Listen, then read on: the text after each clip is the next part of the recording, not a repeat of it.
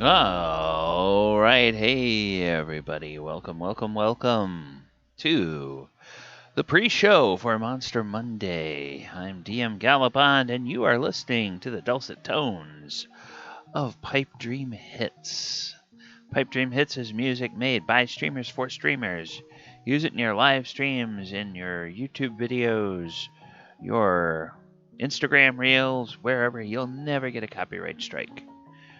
From pipedreamhits.com. Check them out.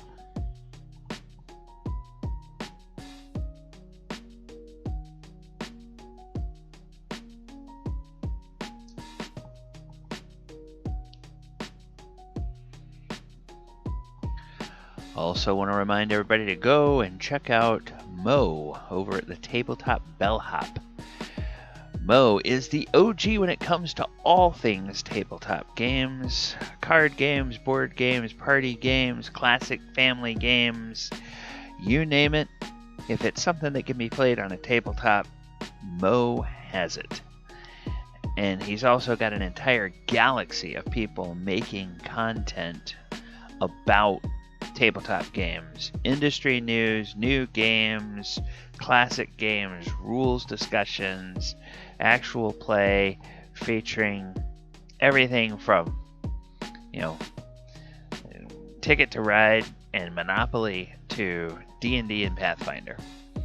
All linked over there at the tabletopbellhop.com. It's a great place to find resources and links to people doing that kind of stuff all over the interwebs. tabletopbellhop.com. Go check them out over there. We'll get started in about 2 minutes.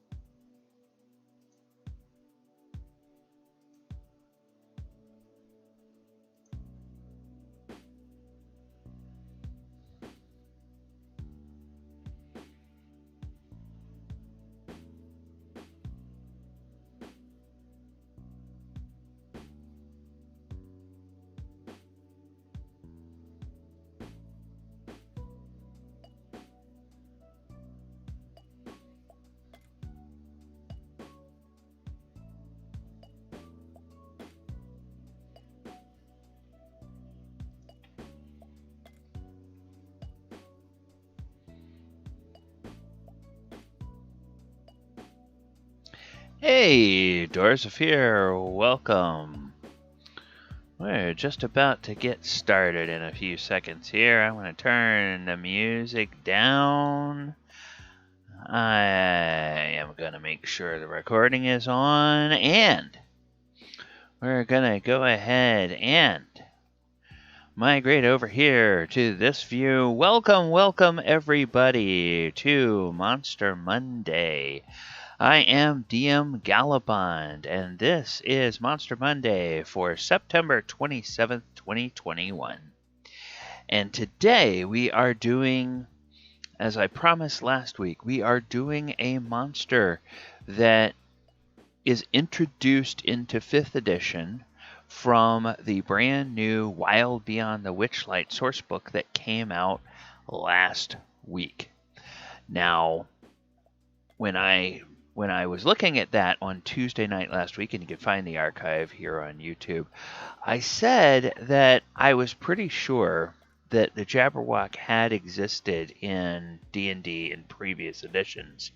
And indeed, during my research this week, I did discover that it was out in 2nd edition, but that's the only other edition it has been in, and it has changed a lot. So what we're going to talk a little bit about tonight, we're not only going to talk about the history of the Jabberwock as a monster in D&D, we're going to talk a little bit about the origins of the monster, the inspiration of the monster, and let that inform some of our ideas about how we might use it, how we might put it into a campaign, and how it might fit into something that we're going to do.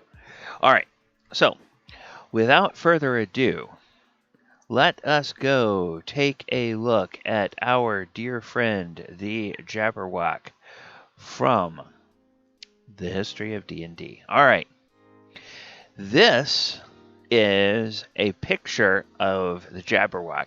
Not only a picture, this is the original picture of the Jabberwock. The illustration done by John Tenniel in Through the Looking Glass by Lewis Carroll, which is the children's book that came out in 1871 where the Jabberwock first appeared. So it's a creature that was invented by Lewis Carroll for Through the Looking Glass, and that novel recounts the travels of a girl named Alice in a fanciful world called Looking Glass Land. This book is a continuation of his Alice's Adventures in Wonderland novel from 1865. And the precise place where the Jabberwock appears is in a book of poetry that little Alice finds while she's in Looking Glass Land, and she notices all the pages are written in reverse. So she has to take it to a mirror, and she has to look at the page of the book in the mirror in order to be able to read it. But even when she reads it, it's still kind of a bizarre poem because it's got a lot of nonsense words in it. And it's got a very whimsical sound and rhyme scheme when it's read aloud. And the poem itself is called Jabberwocky, and the basic theme of the poem is there's a hero who hunts and slays a monster called the Jabberwock. So Alice finds this poem very confusing, but the poem itself has inspired and enthralled literary scholars, poets, and D&D players ever since it was first published in the 1870s. So what I would like to do, since Jabberwocky is a relatively short poem, I've put together a few slides, and I'm going to go ahead and do, probably not so dramatic, but do a reading of the poem for you, and show you some of the other images of the Jabberwock that don't come from D&D that I have found. Alright, so this is the primary source, and I'm going to come back and talk about the images later. But Jabberwocky the poem. 'Twas brillig, and the slithy toes did gyre and gimble in the wabe. All mimsy were the borogoves, and the mome raths outgrabe. Beware the Jabberwock, my son, the jaws that bite, the claws that catch. Beware the jubjub bird, and shun the frumious bandersnatch. He took his vorpal sword in hand, long time the manxome foe he sought. So rested he by the tum-tum tree, and stood a while in thought. And as in uffish thought he stood, the Jabberwock with eyes of flame came whiffling through the tulgey wood, and burbled as it came. 1-2, and through, the vorpal blade went snicker-snack. He left it dead, and with its head he went galumphing back. And hast thou slain the Jabberwock? Come to my arms, my beamish boy. O frabjous day, callooh, callay, he chortled in his joy. 'Twas brillig, and the slithy toes did gyre and gimble in the wabe. All mimsy were the borogoves, and the mome raths outgrabe. And that's all there is to it. It's just, that's the end of the poem. So, as you can tell, lots of made-up words, but they're all made up sort of to have this kind of evocative sense of just whimsy and fancifulness, and you can see where really he was aiming this at kids, and just sort of the very imaginative way that kids might approach language and might approach some sort of fantastical creature or something. But a little bit about these images and where I found them. This image here from the first panel of the poem is an image called The Jabberwock by Michael Kutsky, and you can find this at the Alice in Wonderland fandom site. And this is actually concept art for the Disney movie Alice in Wonderland. So this artist was an artist's conception of the Jabberwock. You can see it's a very, very scary and vicious looking monster. Not, it evokes a little bit of the monster from the original 1871 plate, but it's got a much scarier and much more dragon-inspired face and dragon-inspired wings. And then I don't know if you noticed on this one, because of the way it's a black and white image, and it's sort of this woodcut cross-hatching style that they did. But this guy has like a little waistcoat on, so he's got like a little vest. So he's this big vicious monster, but he's wearing a vest. And of course in this, he's just, a big vicious monster with sharp teeth and claws that catch. All right, and then this image here is an image from the Warhammer Fantasy fandom site. And it is the, I guess it's the take on the Jabberwock from Warhammer Fantasy. As I was looking for pictures of the Jabberwock on Google, there were some anthropomorphic versions of the monster, and it's like, well, I really don't want to go with that. I was trying to go with things that sort of look like they had taken their inspiration out of that original 1871 drawing and just how people had sort of riffed on that. But the idea here is that you can, when we talk about reskinning the monster, you can really go and find, when you have a monster in your game, you can plug in that monster name on Google and search through images, and you don't have to use necessarily images that come out of D&D. For your players, if you want to describe a monster, you can use the stat blocks and all the statistics and everything out of the rule book, but you can sort of make that monster look like something that they've never encountered in a D&D game before. And this one is kind of funny because it looks like, he's got these little bitty stunted wings here, and it's clear that this one is kind of more of a bipedal type monster. And that is actually something that's inspired by some of the text around the poem within the original book. And then this was just like a completely weird and different take on the monster that is from DeviantArt. And it's from an artist called Emilius Lives. And this has a much less draconic looking head and face. The teeth actually kind of look more like a rabbit than like a big scary monster or something. Although I suppose if you're a piece of lettuce, rabbit teeth would be pretty scary. And then it's got, again, the little stunted wings, and clearly it's a version of the monster that walks upright.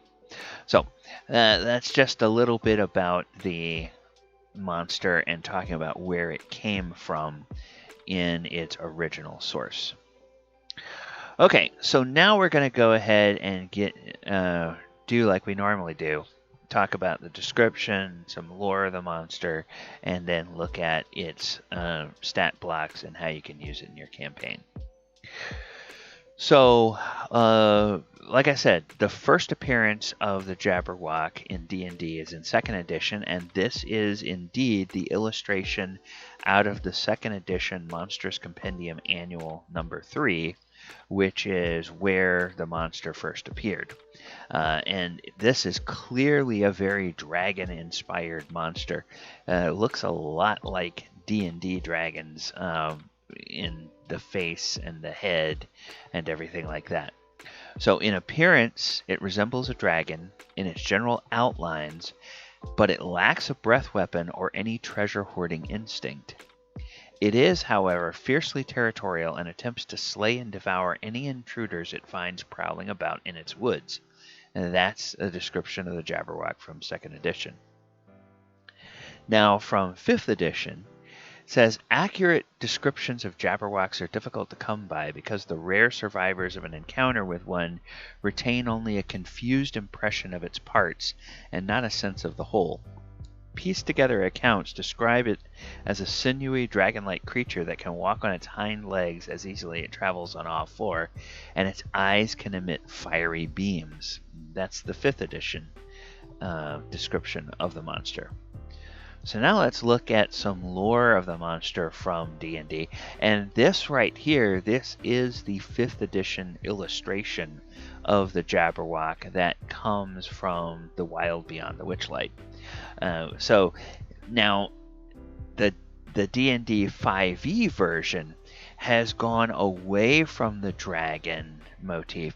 Looks really kind of almost like one of those little lizards that you see running around outside your house. You know, not like a big iguana or something, but like one of those little lizards that sort of blends in with the bark or the leaves of the trees or whatnot.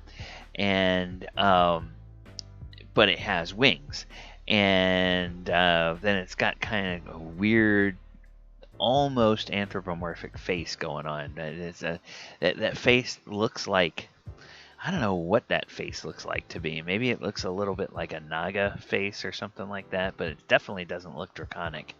And it's got these little, this little beard of almost like little tentacles that hang off of it or whatever. Okay, so the lore of the Jabberwock from 5e. We learn once the Jabberwock has chosen its target, it concentrates its attacks on that target until the victim is killed and devoured, until the Jabberwock is killed, or until the target escapes using teleportation magic or other means. If a Jabberwock is slain, another one appears 3d8 years later, materializing within 1,000 miles of where the old one perished. No immature Jabberwock has ever been sighted, and the creature does not appear to age. So it has, not only does it have, a very bizarre appearance and unique among the types of creatures that are referred to as dragons, but it also has a bizarre and unique life cycle where it just seems to be created. Well, where does that come from? If we look in the 2nd edition lore, the sage Ludovicus Humphrey maintained that the Jabberwock was created by the forest itself as a sort of genus loci, a manifestation of the woodland designed to protect it from intruders. In theory, then, more than one Jabberwock could exist, each within its own primal forest, although no duplication has ever been recorded. It must be a large and ancient forest to manifest a Jabberwock, which then acts as a sort of antibody to repel or destroy interlopers.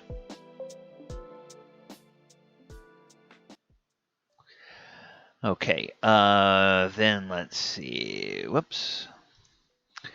Go to the creature type screen, and because they're so limited images, I just kind of recycled the images that I've used so far throughout the rest of the slides. So I'm not going to talk about them because it's just the same images we've seen before.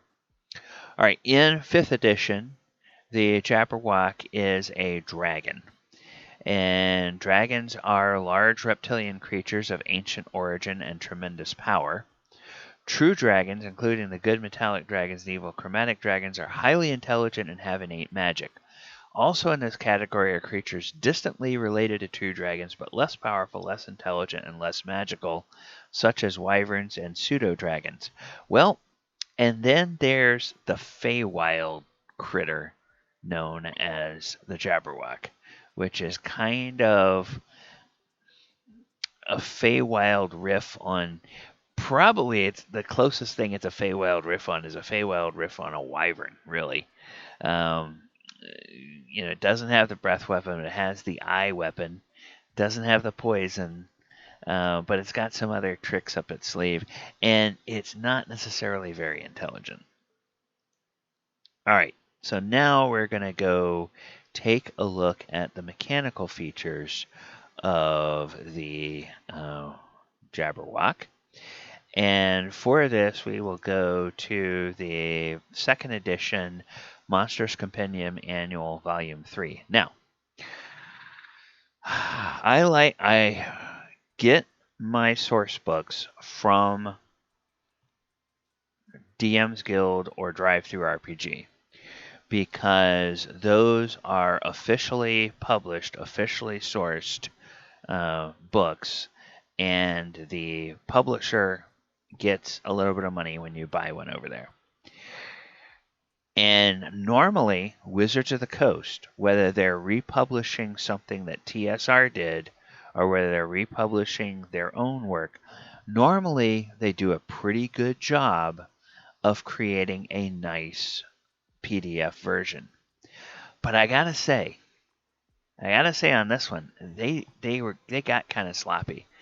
Because literally what they did is they literally just scanned the pages. These pages are not even OCR and, gone through to correct the type and everything like that. It's just a scanned image of every page. So you can't copy and paste any of this text. You can't search for any of the text. The reason I like a good PDF is because it's not so much I can copy and paste, but when I'm in the middle of a game session and I need to reference something, I can go do a quick search and I can hunt through and find the text to pull up what I need. So that's just a little rant against whoever dropped the ball when they were supposed to be putting this particular source book up on DM's Guild. Okay, so the Jabberwock lives in the forest. Maybe it's unique, solitary for sure. It's a carnivore. It's only semi-intelligent. It's got an intelligence of 4. Any treasure it has is incidental because it doesn't hoard anything. The armor class it has is -10. Now, this is back in the day when the lower the armor class, the better. So an armor class of -10, that's comparable to something like a Tarrasque, where it's almost impossible to hit the stupid thing. Movement 150 feet per round and a fly speed of 150 feet per round. 15 hit dice, has 99 hit points. A THAC0, which means the monster needs to roll a 5 on a d20 in order to hit an armor class 0. Gets 1 attack, which is a bite. The damage per attack is 3d10. And then it has special attacks. It has a burble. It has its eye beams, its fear aura, its grasp, and its flurry attack. Special defenses. It's immune to non-vorpal weapons. So if you don't have a vorpal weapon, don't even go attacking this thing. Because you're not even going to scratch it. And its magic resistance is 80%. So that means if you cast a spell, the DM rolls a percentile dice, and if it's 80 or under, your spell just fizzles and doesn't even affect the creature. So this thing was supposed to be a really horrifying, you know, campaign end game level monster that your party would have to build up all the way into the high 20s or perhaps the 30s in terms of level before you could ever face this thing, because it just was darn near impossible to kill. Has a 30-foot body, a 25-foot tail, fearless morale, so it's not ever gonna fail a morale check. All right, so it's found in dense virgin forests, and then the verbal attack. Accurate descriptions are difficult to come by. Okay, and this Ludovicus Humphrey made a study of the beast, reported it had stout draconic torso, sturdy hind legs, long forearms ending in 4 feathery talons, and each talon is 4 feet long and fully prehensile. Long sinuous neck ending in enormous head, pair of elegant wings, long thin tail.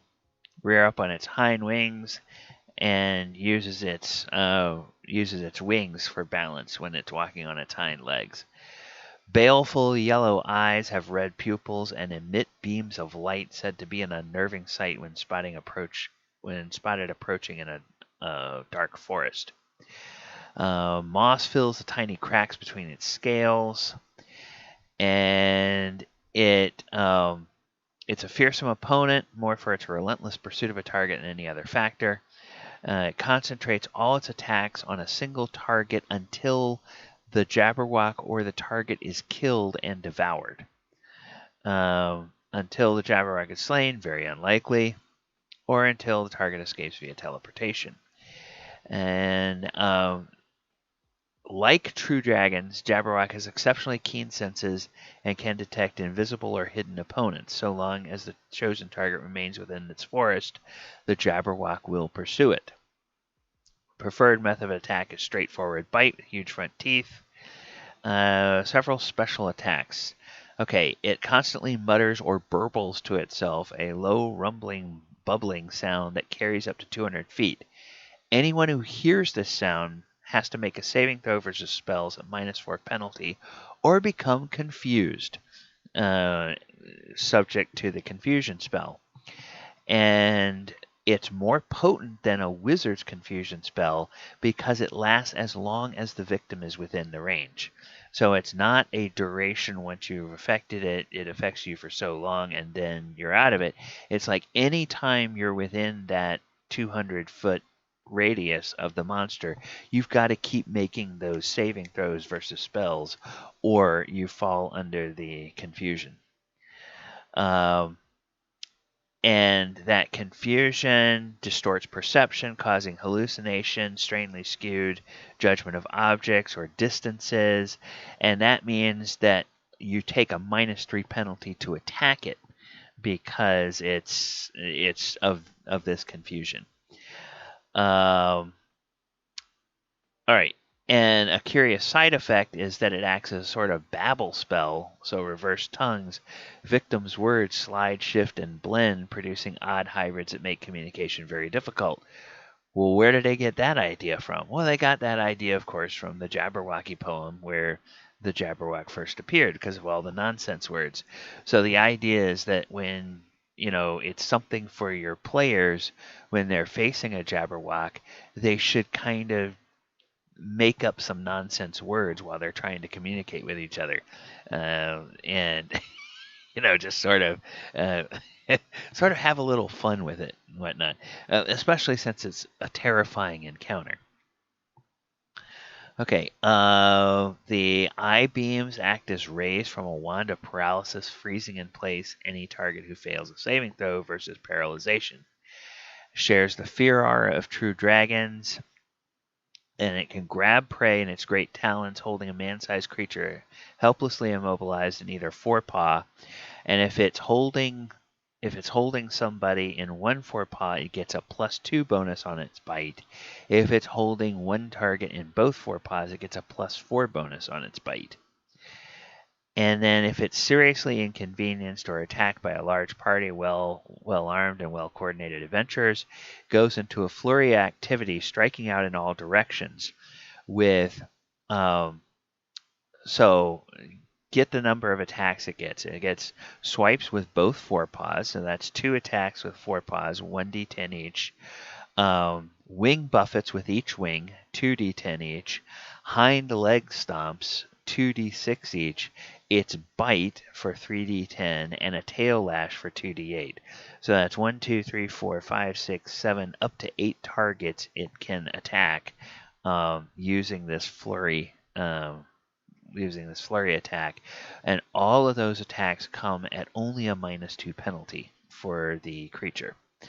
So that means instead of having to roll a 5 to hit armor class 0, it has to roll a 7 to hit an armor class 0.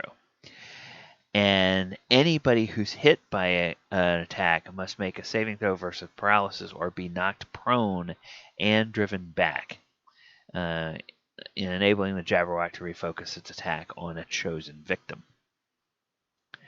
So, only effective means of attacking a Jabberwock is with a Vorpal weapon. Extremely tough scales repel all other blows.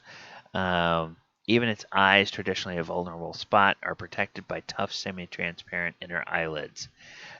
You can see they're writing this description for, okay, how are players going to try to get around all this? Yeah, they're going to try to go for those eyes. Nope. There's a transparent cover. DM, you're covered now. You can say, I try to shoot an arrow into its eye. Okay, go ahead. Yeah, you can make that with minus. Wow, that's a great attack roll. You know, it just goes and hits it right in the eye, and it just bounces off the eye. Doesn't seem to bother it at all. Sorry, wasn't a Vorpal arrow. Nice try.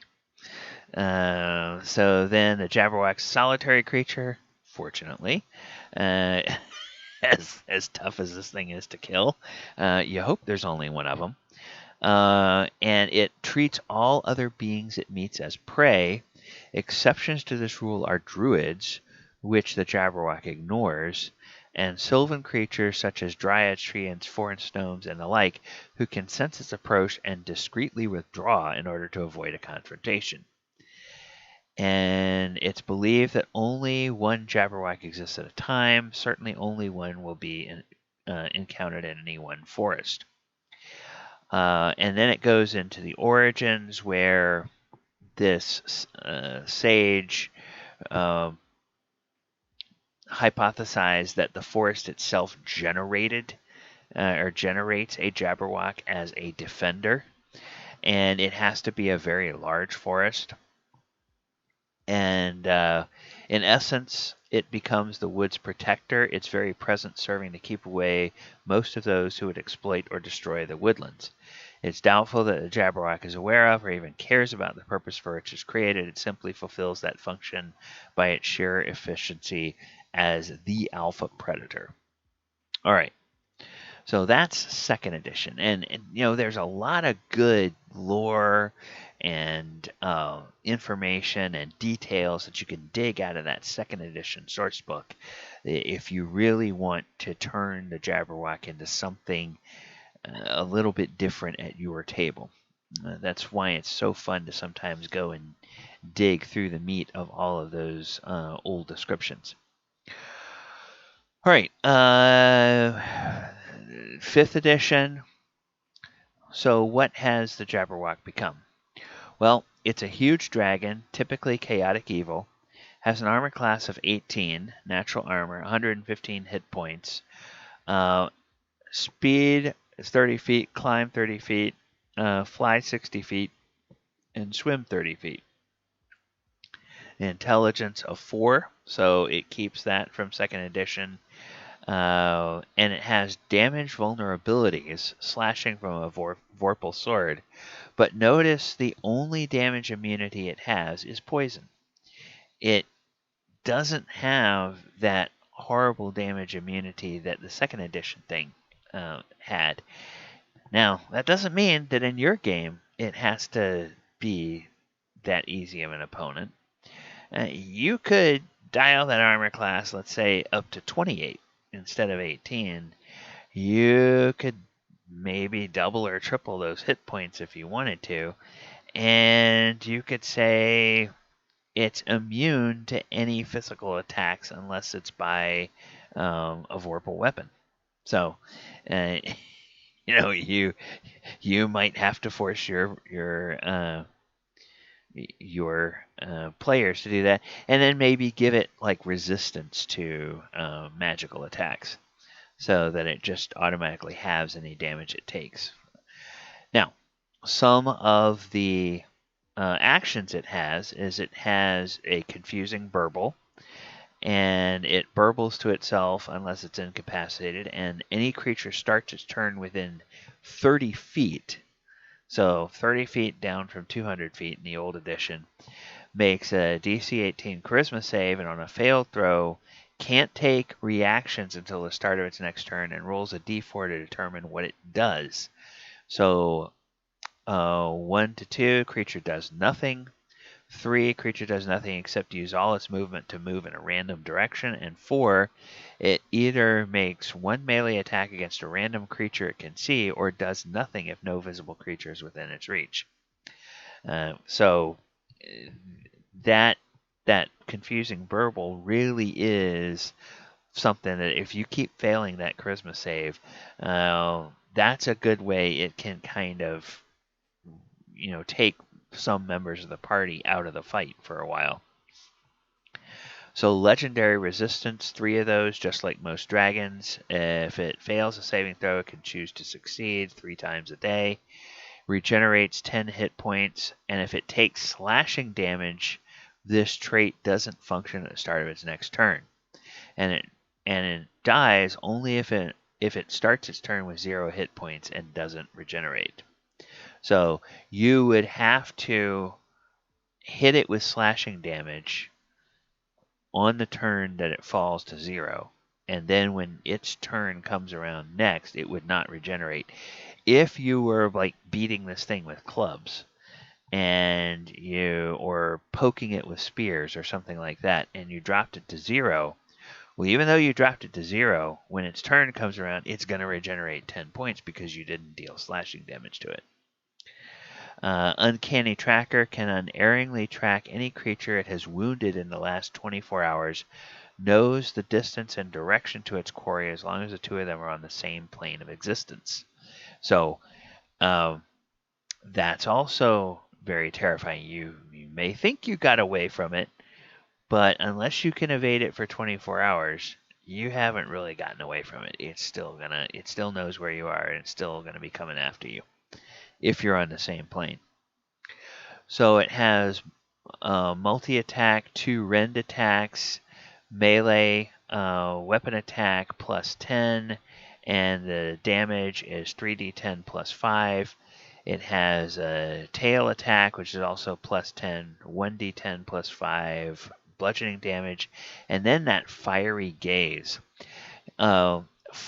120 foot long, 5 foot wide line of fire from its eyes, and each creature must make an DC 18 dex save or take 7d8 fire damage on a failed save, half as much on a successful one.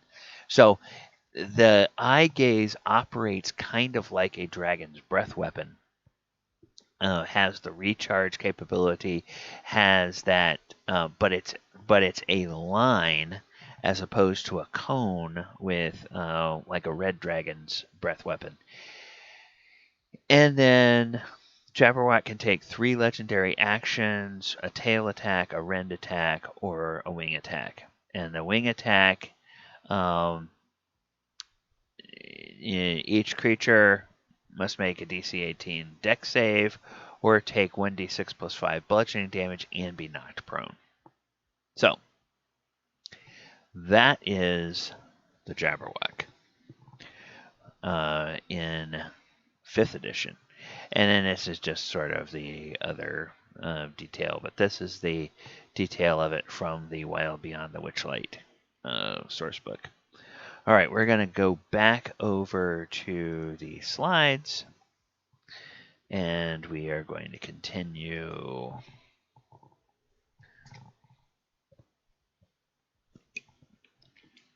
Okay. The Jabberwock in 5th edition is a CR13 monster. So if you're trying to create a hard encounter for a party of 5 PCs, here are some of the level limits. If you throw a single Jabberwock at a level 8 to 10 party, that's going to be a hard encounter. If your party is less than 7, and we're presuming standard characters here, we're not presuming people that, or, homebrew races or homebrew enhancements or anything like that. But these are all based on characters built with either the standard array or the point buy system that D&D 5e allows for a strictly rules as written legal character. So level 7 and below, it's going to be deadly. 8 to 10, it's a hard encounter. At levels 11 and 12, it's a medium encounter. And because, now, I didn't use other dragons, but because this thing appears in the Feywild, I used other Fey as potential combatants in an encounter. So for a level 12 party, to turn it into a hard encounter, you can throw a green hag into the encounter. And then from levels 13 through 17, it becomes an easy encounter. And if you want to make it a hard encounter, you can add 2 Summer Eladrin to the encounter at level 17. Now, a lot of times at the outside limits of an easy encounter, you can double the number of monsters, but you can't double the Jabberwock because you'll only ever encounter 1 Jabberwock in any particular forest. So unless there's some sort of weird thing that's going to clone the Jabberwock in the middle of the forest, and now you come across 2 of them instead of 1, you'll only ever fight 1. So you have to have some other things that you can throw in there to make up the extra monsters in a hard encounter for a higher level party. All right. So if you are a player and you have the misfortune to run across a Jabberwock, here's some tactics you can use. Tactic number 1, teleport out of the woods. As we learned in 2nd edition, the Jabberwock seems to be somehow anchored to the forest that spawned it, and it won't stray far from it. Now, in 5th edition, it says it will pursue for 24 hours on the same plane. But if you're in a huge forest big enough to spawn a Jabberwock, probably if you're somewhere near the heart of that forest, teleporting to, beyond the limits of the forest is probably going to be good enough to mean that it can't reach you in 24 hours. And then it'll forget you're there and it'll go back home. And also as a DM, you could say, all right, yeah, it could pursue that, but as a creature that is manifested by and nurtured by the forest, maybe it just for some reason wouldn't stray beyond the limits of the forest. That's probably the way I would play it. So if you're a character, have a teleport spell handy, preferably to another plane of existence to get away the Jabberwock when it burbles your way. And then sharpen your Vorpal sword, of course. The Jabberwock is vulnerable to Vorpal blades, and in 2e, it was immune to anything else. Now, I ask a question, because it's a question that my players always ask themselves. Do you really want to take a chance that when you see that Jabberwock, the DM hasn't decided to throw a 2nd edition Jabberwock at you instead of a 5th edition? Far better to be safe than sorry. Yeah, we don't have any vorpal weapons. We're getting out of here because we don't know if we can even hit this damn thing. Yes, I know the 5e Wild Beyond the Witchlight says that it's only got an armor class of 18 and it's vulnerable to vorpal weapons, but yeah, our DM knows that in old editions it was immune to anything except a vorpal weapon. So that means that this thing might be immune to everything except a vorpal weapon. I'm not saying I would do that to my players, but I'm not saying I wouldn't do that to them either, especially if they got on my nerves one week. All right, so now if you are a DM behind the DM screen and you're going to use a Jabberwock, let's just say what's absolutely plain. The Jabberwock is a weird monster. It's a strange. While it's a dragon, it doesn't have a breath weapon. Instead, it has the ability to confuse creatures that can hear it, and it shoots fire from its eyes in rays that deal significant damage. Jabberwock, as it was introduced in 2e, is a fearsome monster that was nearly the equivalent of dropping a Tarrasque on the party in later editions. In 5e, well, if you use the Jabberwock stat block as written in 5e, quite frankly, it seems like it's a little more than an interesting novelty for most Tier 3 and Tier 4 parties. You get up level 11 and beyond, it's like, okay, all right. This is nice. Not thrilling, but nice. Yeah, okay, I gotta make some annoying charisma saves, and, so I can be in control of myself, but most of the party's probably going to make those, or a few people in the party are going to make those, and they stand back and they fire spells at it, or they hit it with ranged weapons. Eventually, they're going to take it down. You might have one or two people that take a few bites from the thing, but if they're confused and can't figure out what to do. But because this thing focuses on one character at a time, you let the meat shield, like a heavily armor, a high armor class barbarian that has that rage feature where all the damage it takes is halved. You get a barbarian maybe that's enlarged and has some extra temporary hit points going on. Yeah, it could get chewed on for 3 or 4 rounds while everybody else stands back and just nukes the thing with spells and ranged attacks. And down goes the Jabberwock. So, where I would think about using this is I would think about having it be a recurring enemy. Let's say that when the party is very low level, perhaps even first or second level, they are in a village or a logging camp or something out in the woods, and they witness the Jabberwock coming in and just laying waste to this entire thing. Most of the people there, are probably commoners.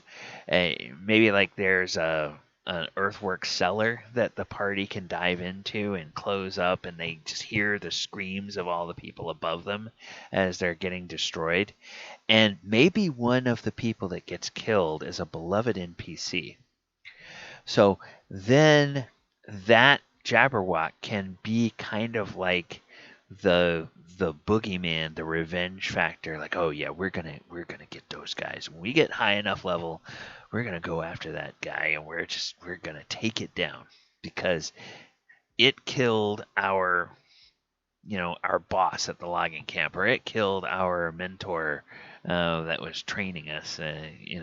Maybe that guy was like a level 5 guy at the time that you all were level 1. Yeah, but if he's one level 5 guy and a bunch of commoners, they're just going to get destroyed by something like the Jabberwock. So that could be a way of using the Jabberwock so that it becomes a terrifying creature to them when they first encounter it, and then there's a reason for them to go after it again. All right, so placing this monster in a campaign. The Jabberwock is at home in the Feywild. 5e adventure, The Wild Beyond the Witchlight, ruler of the Feywild domain of Prismeer, is far more terrifying and powerful creature than the Jabberwock itself. And to my way of thinking, that's kind of appropriate for any ruler or greater Fey in the Feywild. Those of you who have watched my initial thoughts on my video from last Tuesday with my initial thoughts on The Wild Beyond the Witchlight, you know that before this source book came out, I gathered a lot of inspiration for my idea of what the Feywild is from another campaign run by another DM, as chronicled on the Critical Hit podcast, the Void Saga, as DM'd by Rodrigo Lopez. And there was I think there was actually 2 different story arcs during that campaign that took place within the Feywild. And there were some rules in his version of the Feywild that made the Greater Fey really terrifying characters. And some of those rules were like, you never accept hospitality, and you never take anything from them, and you never allow them to do anything for you, because under those conditions, it's kind of like making a pact with a Greater Fey. And anyone who makes a pact with a Greater Fey is never heard from again. So it's like, you just don't go anywhere near a Greater Fey. So the Jabberwock is a fantastic creature to force your PC to, if your PCs encounter a Jabberwock at really low levels, it might force them into a moral quandary. And that moral quandary might be the only person nearby powerful enough to deal with a Jabberwock could be a Greater Fey. So then the question is, okay, we're so low level that if we stay out here, this Jabberwock is going to eat us. We could go over there and get protection from that Greater Fey, but then that means we're going to owe that Greater Fey.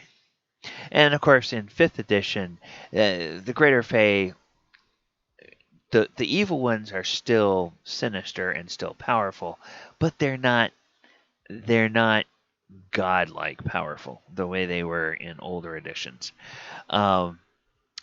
They're ones that you're going to be more afraid of them than you are of the Jabberwock, and you might then have a kickoff to a campaign where, because a Greater Fey helped you when you were confronted with a Jabberwock, now you have to spend your campaign basically working off your debt to that Greater Fey for their assistance in helping you. So, it said that those who accept any gifts or hospitality from a Greater Fey, or those who ask a favor or accept a boon, are never heard from again. So maybe in your campaign, the PCs will get away easy. Get away easy by spending, maybe only 10 or 15 levels in the service of a Greater Fey in exchange for dealing with a Jabberwock at a low level for them. So if you want to start your campaign by the characters maybe accidentally going through a Fey crossing and stumbling their way into the Feywild because of the confusing nature and warped sense of direction that happens in the Feywild naturally, where you might see something over there to the west. And so you think that the way to get to it is by walking west. But the more you walk to the west, you never seem to get any closer to it. It's always very distant and out there on the horizon. Maybe, though, if you turn northeast or southeast, you go for only a few minutes, and then you turn and you realize you're at that destination that you wanted to go to that was in the west before? And that's the kind of crazy place that the Feywild is. The distances are never what they seem. Directions are never what they seem. Um, there's ways to get to it, but those ways are never the way that you expect you're going to get to it. It's always kind of convoluted and um, it's not something you would think. It's not logical, at least in the logic of the material world. So, Feywild can be a fun place to set a campaign. I've never done it, and I definitely have ideas. And Wild Beyond the Witchlight gives us a good sort of uh, setting where you could set a campaign, or a good idea of how to create a setting within the Feywild to create a campaign. And that would be a fun thing perhaps to do at some point. But right now I've got my existing campaigns going, and that's keeping me very busy, so I don't have time to be thinking about a new one. Okay, now what about reskinning the monster? So, as a 5e dragon creature type, the Jabberwock offers some really interesting riffs on the idea of what kind of weapons a dragon has. So, the Jabberwock has that confusing burble attack that causes a stun effect on all creatures that can hear it, or a confusion effect, I should say. And it also shoots fire from its eyes. So, why don't we improvise on those two different ideas? So, that confusion effect, or that confusion aura, might become an aura of blindness, an aura of deafness, an aura of silence, an aura of madness, an aura of slowness, an aura of exhaustion, or an aura of weakness. So if you think about those, like maybe you get close enough to the creature and suddenly everybody has to start make constitution saves every round, or they're blind. Make constitution saves every round, or they're deaf. Or you get to it and there's just an aura of silence that surrounds this creature. And you get too close to it, nobody can cast any verbal component spells anymore. Or you have to start rolling on that madness table for temporary madness and the immediate effects of the temporary madness. Or maybe it cuts everybody's speed in half. Or they have to roll against gaining levels of exhaustion the longer they stay within the range of this monster. Or they have to roll against suffering a weakness effect. Basically, weakness effect is your same attack bonus, but I think all the damage you deal is halved, or you just half all the damage that you deal. So, and then what about if we look at the eye rays? So the eye rays don't have to be fire shooting from its eyes. You could use some of the other energy types in D&D 5e. It could shoot ice from its eyes. It might shoot acid from its eyes. Maybe it shoots lightning from its eyes. Maybe it shoots beams of radiant energy. Maybe it shoots beams of poison, or beams of necrotic energy. Or come up with some other sort of terrifying kind of damage. I mean, I couldn't think of a way that it would shoot beams of thunder, but 3rd edition basically had a type of damage called sonic damage. And, you could basically flavor thunder damage as sonic damage, and say it just like shoots beams of like woo woo woo woo, sound that if it hits you, it just like sort of scrambles your innards because of the concussion waves. It also might shoot beams of force. It might shoot psychic beams that do psychic damage when they hit a creature. Yeah, all kinds of different things you could do with that.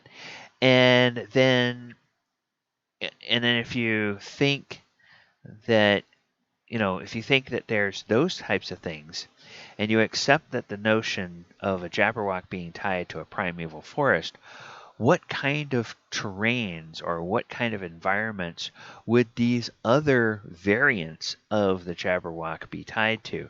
Maybe some of them are things that you find in different kinds of terrains within the Feywild, but maybe some of them you don't even find in the Feywild. Maybe you find them in the Shadowfell, maybe you find them in the Astral Sea, maybe you find them in some of the elemental planes, or some of the planes of the abyss, or the hells, or something like that. So all kinds of different things that you can imagine when you just take what they've done with a Jabberwock and just kind of riff on that and do variations of the various different types of attacks and type of effects that the Jabberwock has. So those are just a few ideas. I'm sure if you spend 5 minutes, you can come up with things that are even cooler than that.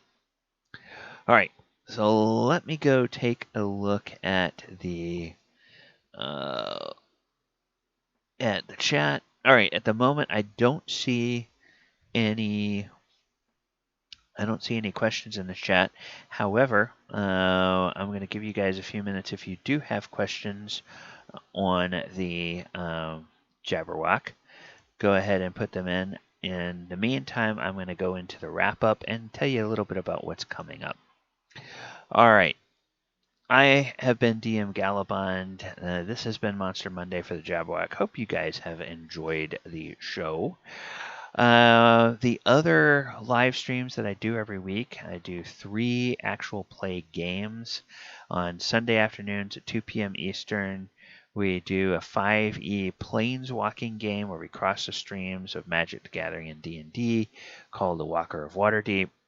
On the Thursday night, we do a 5e game where it's kind of our love letter to the published 5th edition campaigns, where we tell a homebrew story, but we weave that by dipping in and out of the storylines of the published campaigns. That's Thursday nights at 8 p.m. Eastern, and right now we are in the Storm King's Thunder storyline. Then on Saturday nights, we have a throwback game, 2nd edition, Saturday Night Greyhawk, where we adventure in the realm of Greyhawk using 2nd edition D&D rules. And right now we are exploring the original Temple of Elemental Evil adventure. So the party are the owners of an old moat house near the village of Hamlet. And at the end of the last session, they had just set out to go into the gnarly woods and start exploring in the direction of the actual Temple of Elemental Evil itself.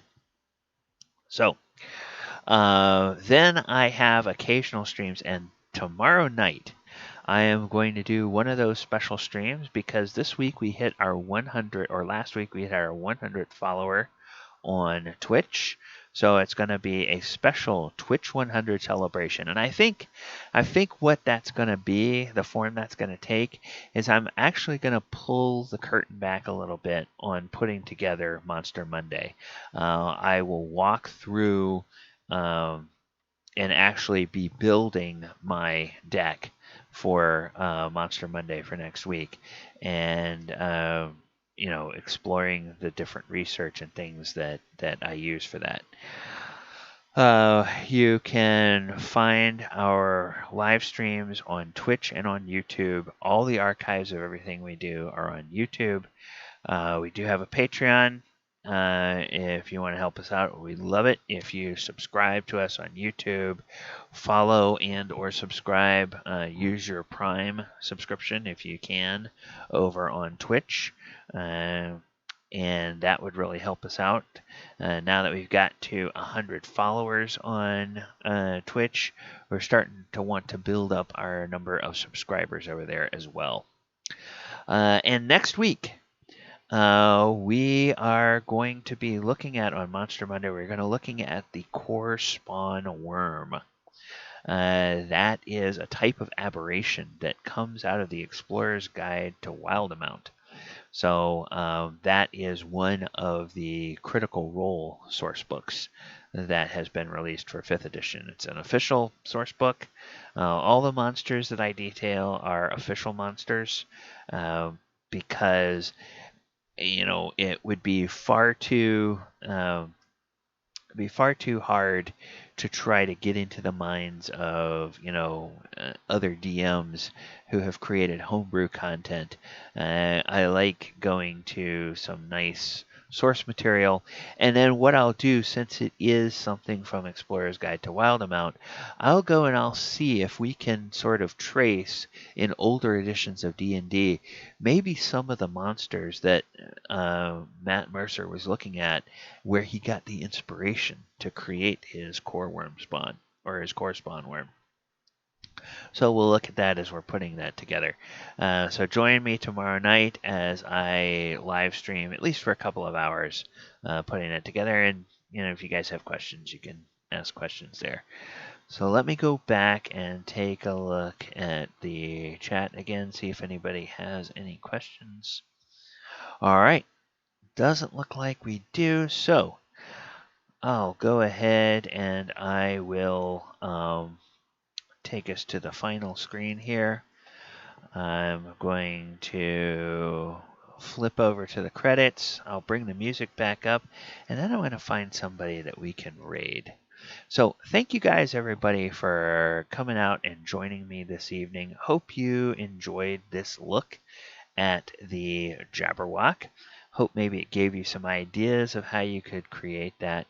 And I'll remind you, as I do every week, to watch out for the monsters under the bed, especially the ones that burble as they get closer and closer and closer.